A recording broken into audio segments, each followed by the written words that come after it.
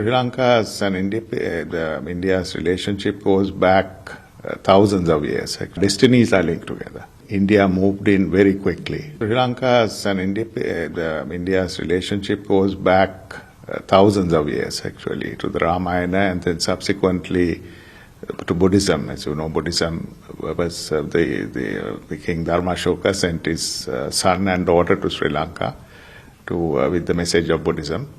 So it goes beyond the short period of diplomatic relations we are talking of.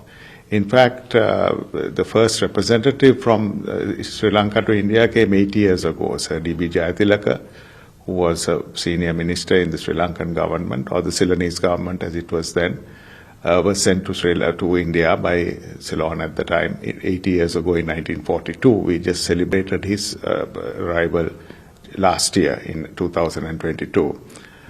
So the formal diplomatic relations, yes, between 75 years that we are celebrating.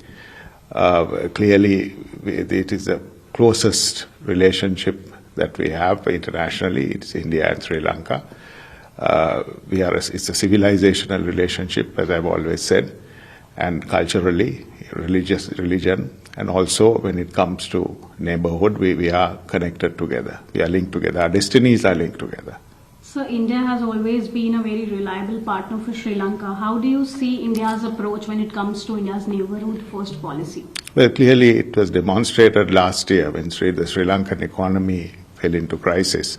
India moved in very quickly. Early into 2022, India realized that Sri Lanka was going to have a very serious balance of payments problems. And the Sri Lankan government and the Indian government discussed that.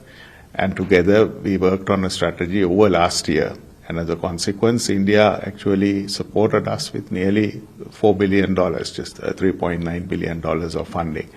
And it was done without any conditions. It was done without any strings being attached. So if we had actually gone to the support of any other organization internationally, a multilateral organization, we would probably not have got this financial support this quickly. Subsequently, also, India moved in to help us in the international community, with the International Monetary Fund, with the World Bank, with the ADB, and also with some bilateral partners. India took the lead internationally in canvassing support for Sri Lanka.